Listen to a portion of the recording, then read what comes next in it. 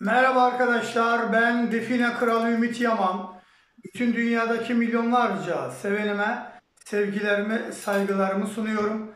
Arkadaşlar bu bölümde size alan taramayla ilgili A'dan Z'ye her şeyi anlatacağım. Alan taramanın nasıl hareket ettiğini, nasıl yapıldığını, doğru ölçüleri, ve bu videodan sonra alan taramanın 7 hareketini, derinlik, oda, tünel, tutuşu ve yürüyüşü nasıl alınır bunları öğreteceğim arkadaşlar. Dünyada bir ilk video olacak bu. Şimdi bu elimdeki krom nikel karışımı çubuk. Bu arkadaşlar benim icadım. Gördüğünüz gibi bu solüsyonlu. Solüsyon, bunun içinde solüsyon dediğim sıvı bir madde yok. Değişik maddeler var ve bu maddeler suya ve doğal kayalara gitmesini engelliyor, görmesini engelliyor. Metala, odaya, altına, gümüşe, insanoğlunun gömdüğü her şeye gidiyor.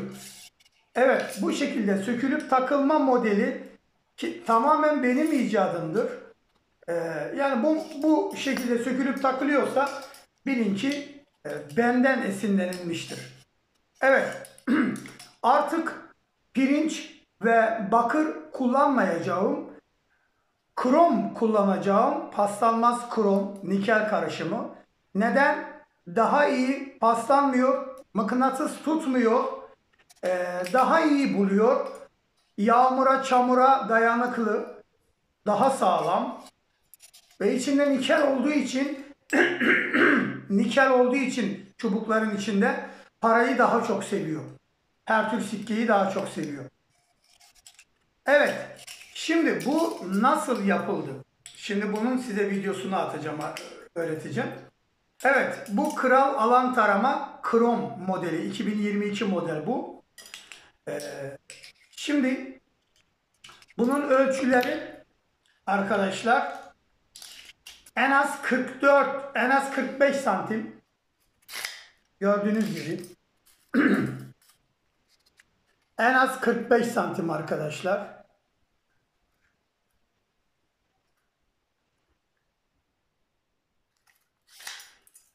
Sapın ölçüsü ise en az 12 santim.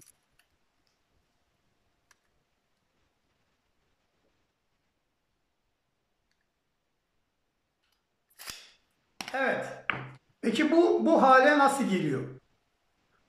Bu hale nasıl geliyor? Öncelikle bu boruyu alıyorsunuz arkadaşlar. Sonra 12 santime boru makasıyla kesiyoruz. Kestikten sonra böyle bir parça elimize geliyor. Sonra özel tornada T yaptırıyoruz. İşte bütün mesele bu. Bunu bulmak çok zor. Bunu yaptırmak. Evet, gördüğünüz gibi 5 milim olarak orta 5 milim deliniyor. Çubuk 5 milim, en ideal ölçü 5 milimdir arkadaşlar. Sonra bu T'nin alt tarafı delik, bakın. Delik. Buna rulman olacak şekilde, gördüğünüz gibi rulman olacak şekilde ayarlıyoruz. Sonra da bununla mengeneye koyuyoruz. Sonra da çakıyoruz bunu. Bu şekilde çakıyoruz. Sonra bu şişince içeride kalıyor. Aynı bunun gibi. Çıkmıyor. Bakın. Çıkmıyor. Ha. Bunun yatağı var burada. Ona göre, rulmanın göbeğine göre yapılıyor bu. Ha. Gördüğünüz gibi. Sonra da bununla böyle çaktığınız zaman bu şişiyor ve içeride kalıyor. Sonra bunu bakın, boru makası ile kesildiği için Boru makasıyla kesildiği için bu girmez. Bakın. Girmez. Ne yapıyoruz? Bununla tıraşlıyoruz. Tıraşlıyoruz. Bununla tıraşlıyoruz. Ondan sonra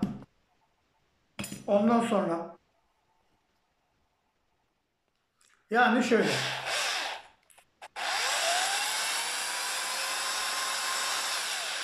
Ya da matkabı şu şekilde masaya koyup bu şekilde.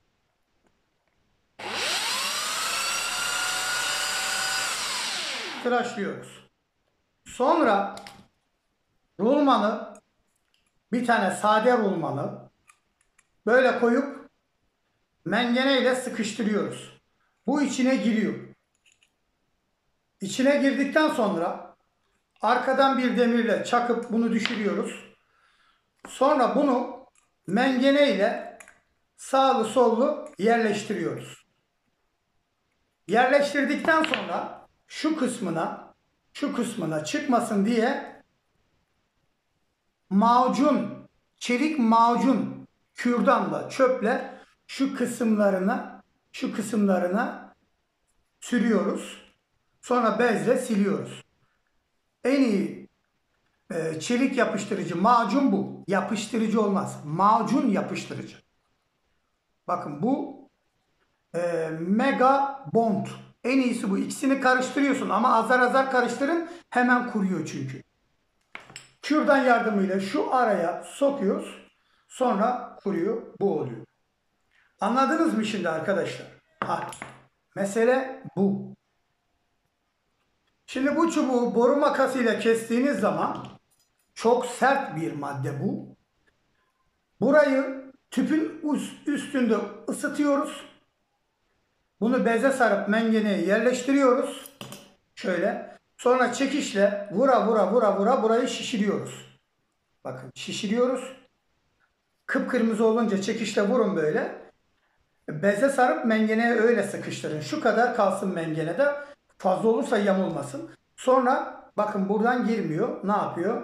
Buradan geliyor. Hop burada kalıyor. Yani buradan döveceksiniz. Arkasından. Olay bu. İşte alan tarama böyle yapılır. Peki arkadaşlar neden krom nikel kullanıyorum? Artık pirinç ve bakır kullanmıyorum. Şimdi arkadaşlar bu pirinç 7 maddeden oluşuyor. Nikel, krom, çinko, kalay. Ne yapıyor? Kaya parçalarında da bu maddelerden çok var. Bunu da paslanmaz çelik değiştireceğim. Bunu da yaptıracağım. Bundan. Ama bunlar ne yapıyor? 2 madde. Saf. Krom ve nikel. 2 madde. Hadi bilemedim bir madde daha. Saf. Anladınız mı? Saf. Hangi çubuğu yaparsan yap. Önünde bir mezar, bir gömülü bir şey varsa ya da toprakta bir kazı varsa oraya gider. Oraya gider. Her çubuk gider. Bakırla da bulursun. Pirinçle de bulursun. Sarıyla da bulursun. Gider oraya. Ama şimdi bir kayada 7 çeşit madde var. En az. Ama pirinçte de 7 çeşit madde var. Bu maddenin bir tanesi gider o kayaya seni götürür.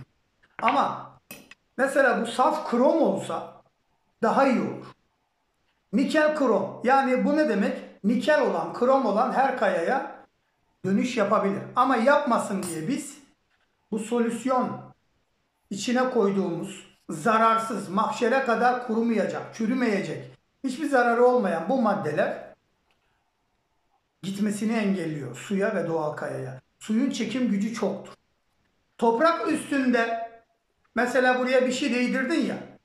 Mesela para değdirdin, paraya gider. Su değdirdin, suya gider. Altın değdirdin, altına gider. Toprak üstünde öyle yapar. Ama toprak altında madde, en kötü madde bile çok kötü sinyal verdiği için toprak altında, toprak üstünde olduğu gibi tanımaz maddeleri. Bunu unutmayın. Evet arkadaşlar. İşte ben bu alan taramaya 7 yıl önce başladım. Önce pirinçle başladım. Sonra yaptım, gönderdim. Baktım alan tarama hareket ediyor. Toprakta açılıp kapanıyor böyle. Çubuklar böyle oluyor. Dedim bakalım orayı kaz bakayım niye yapıyormuş böyle. Aşağıda taş yığma yaptığı için yapıyor. Yani bu yığma hareketi. Bir tanesini daha dedim kaz bakalım niye öyle yapıyor. Aşağıda havalandırma varmış. Onun için yapıyormuş.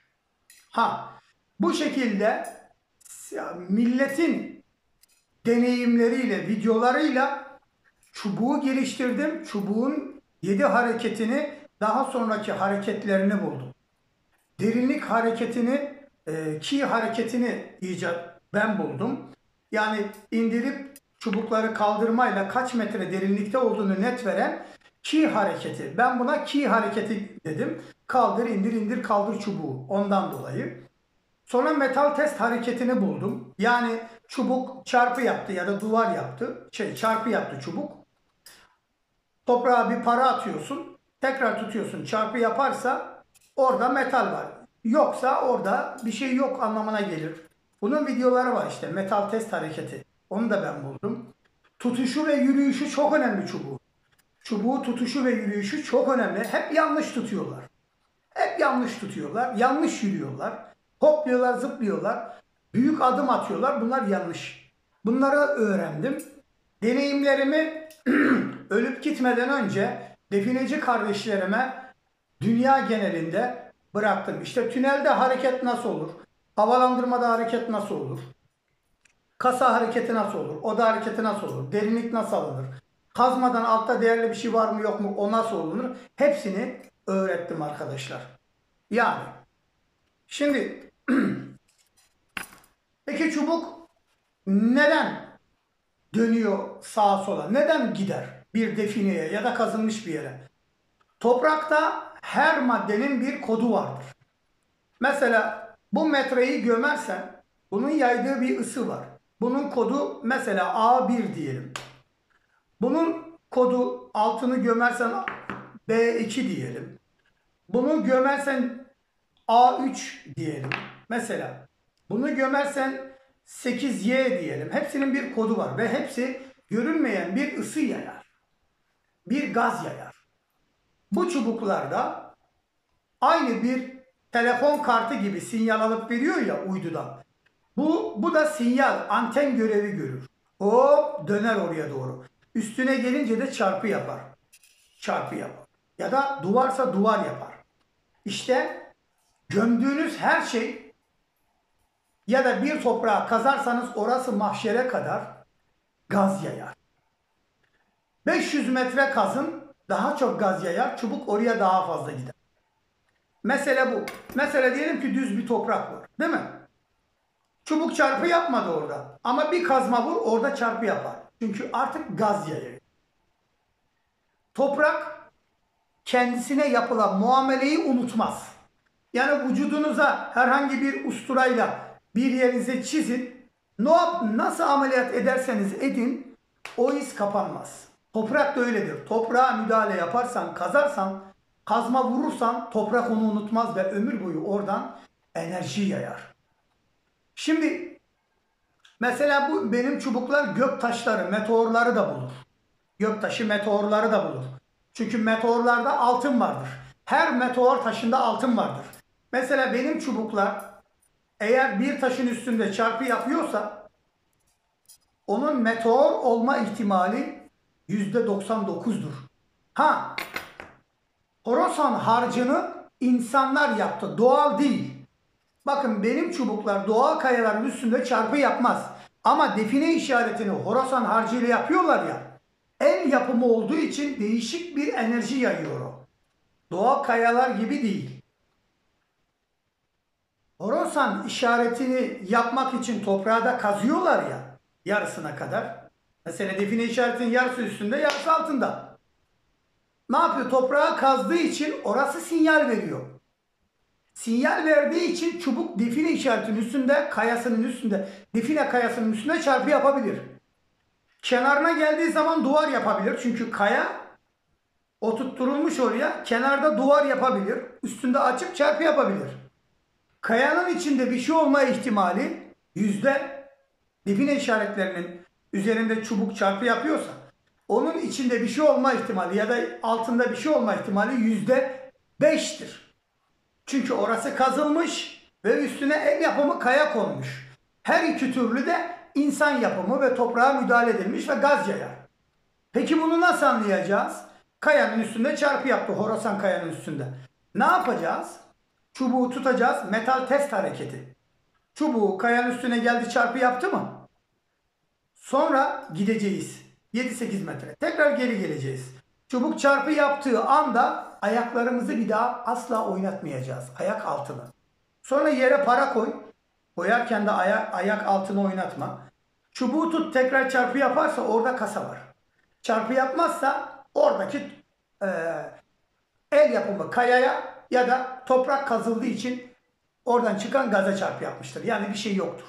Zaten baktın define işareti ise, belli define işareti ise orada define olma ihtimali %5'tir.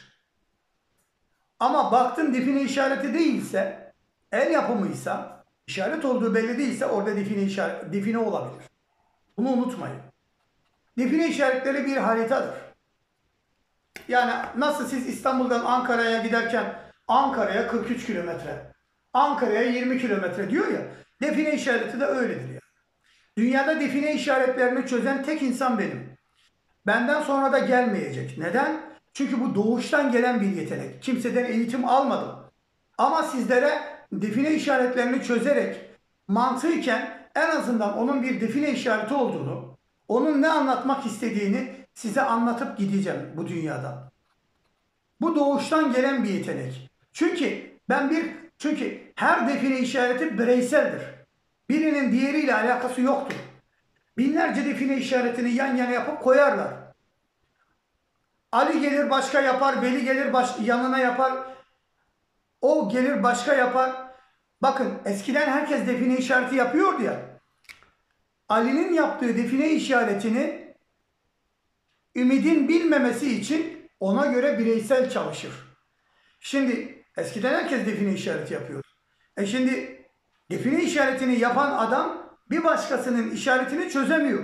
Neden? Çözme yeteneği yok ama yapma yeteneği var. Benim hem yapma hem de çözme yeteneğim var define işaretlerini. 5 saniyede bir kayanın define işareti olup olmadığını anlarım. Giriş var mı yok mu onu da anlayabilirim. Dağa bakarak renk dağılımından, koyu açık renk dağılımından giriş olup olmadığını da anlayabilirim. Böyle bir yeteneğim var. Yani bu doğuştan gelen bir yetenek. Kesinlikle ve kesinlikle kimseden eğitim almadım. Şunu da söyleyeyim. Benim dünyada çözemediğim define haritası olmadı. Türkiye'de 150 milyar geçkin define haritası var. Suriye'de 200 milyar, Irak'ta 200 milyar, Azerbaycan'da 150 milyar, Bulgaristan'da 150 milyar, Makedonya'da 150 milyar, Yunanistan'da 250 milyara geçkin define var ve define işaretleri var. Toprak altı, toprak üstü. Deri işareti var, kağıt işareti var, kaya işareti var. Bunları çözen tek insan benim. Bugüne kadar çözemediğim bir define işareti olmadı. Allah da bana böyle bir yetenek vermiş ve alan taramayı da geliştirip kral alan tarama modelini icat eden kişi benim. Bir alan taramanın sap ölçüsü, boy ölçüsü metalın ağırlığına göre önemlidir. Rüzgarda savrulmamalı ama çok da ağır olmamalı. Ölçüler ona göre yapılmalı. 5 milimden düşük ya da kalın çubuk kullanmayın. 5 milim en iyisidir. Yani 5 milim olacak bu. 45 santim uzunluğunda 45,5-46 da olabilir. Boyunuz uzunsa, kollarınız genişse 47 de olabilir. Ama bu çubuğun boyu 45 santim. Evet, üstü var altı yok. Evet arkadaşlar, işte alan tarama nasıl yapılır? Alan tarama nasıl çalışır? Bunu öğrendiniz. Şimdi alan taramanın tutuşu, yürüyüşü, metal test hareketi, derinlik alma hareketini hep birlikte izleyelim. Lütfen kanala abone olun ve bu videoyu Facebook'ta paylaşıp yorumlarını yazıp bu videonun başındaki numaradan bana soru ve görüşlerinizi 24 saat WhatsApp'tan ulaşabilirsiniz. Danışmanım çıkacaktır ama bana da ulaşabilirsiniz. Her şey gönlünüzce olsun. Allah'a emanet olun. Her şey. Şunu da söyleyeceğim. Bütün yetenekler Allah'ındır. Ben sadece onun yarattığı aciz bir kulum. Bu konuda dünyaya geliş nedenim demek ki bu ve bazı şeyler içinmiş. Cömert olun, yardımsever olun. Dünya malına tapmayın. Vatanı milletinizi kıskanın, sevin. Hoşçakalın. Merhaba arkadaşlar, ben Define Kral Ümit Yaman. Kral alan taramayı görüyorsunuz arkadaşlar. Suya, doğal kayalara, yani doğal olan kayalara ve suya gitmez arkadaşlar. Gördüğünüz gibi burada bağırsak, sucuk bağırsağıyla sarılmıştır. Sucuk bağırsağıyla sarılmasının nedeni dışarıya herhangi bir madde temas etmemek adına. Bağırsak insanla aynı şeye sahiptir, moleküle sahiptir genetik olarak. Evet arkadaşlar, gördüğünüz gibi Ali Köse'ye hediye ettim de. şimdi kanki hangi şehirlisin? Sakarya Hendek. Sakarya Hendek'te kime? Dikmen köyü. Kime? Ali Köse. Ali Köse'ye gidiyor bu alan tarama arkadaşlar. Sakarya'ya da selamlar. Sakarya'da da nereden baksan 1,5 milyarı geçkin define var Sakarya'da. Şimdi tutuşunu göstereceğim arkadaşlar size. Bu çok önemli. İnsanlar izliyor ama maalesef anlayamıyor. Yanlış yapıyorlar. Tutuş ve yürüyüş çok önemli. Bakın, tutuş şu pozisyonda. Ayaklar şöyle açık V şeklinde. Şöyle bir çubuk boyu fark olacak. Bakın. Tutuş şöyle. Şöyle yandan göstereyim. Eller ileride olacak arkadaşlar. Eller ileride olacak arkadaşlar. Eller ileride olacak. Böyle değil. Şu şekilde. Eller ileride. Ve çubuğu az bir şey düşürün. Hafif ucunu düşürün. Şu şekilde. Böyle değil. Bu şekilde. Yani rahat tutacaksınız. Şöyle. Hafif düşürün ucunu. Yürürken de fazla dizinizi kaldırmayın. Normal sokakta yürür gibi yürüyeceksiniz. Ama şunu unutmayın. Dizinizi fazla kaldırmayacaksınız. Atlayıp zıplamayacaksınız. Çubuk kullanırken bir de çubuk elinizde çukura atlamayın. Ters olup bir tarafınıza girebilir. Aynı zamanda bu çubuk bir silah gibidir. Yani zora düşerseniz, ormanda bir ayı saldırısına uğrarsanız, kaçamazsanız artık Allah ne verdiyse diyebilirsiniz yani. Baktınız kaçış yok. Şimdi yürüyüşü göstereceğim. Bakın, dizimi fazla kaldırmayacağım. Bakın, dizimi fazla kaldırmayacağım. Yürüyüş bu. Rahat bir şekilde. Bu arada çubuk nereye gidiyor merak ettim. Nereye gidiyor bakalım. Evet. Gel yaklaş. Burada bir çarpı yap. Orada dur. Burada bir çarpı yaptı. Geri geliyor. Bakın, benim çarpı yaptığı zamanki hareketlerime iyi dikkat edin. Çubuk geri gelene kadar kontrol ediyoruz. Bakın.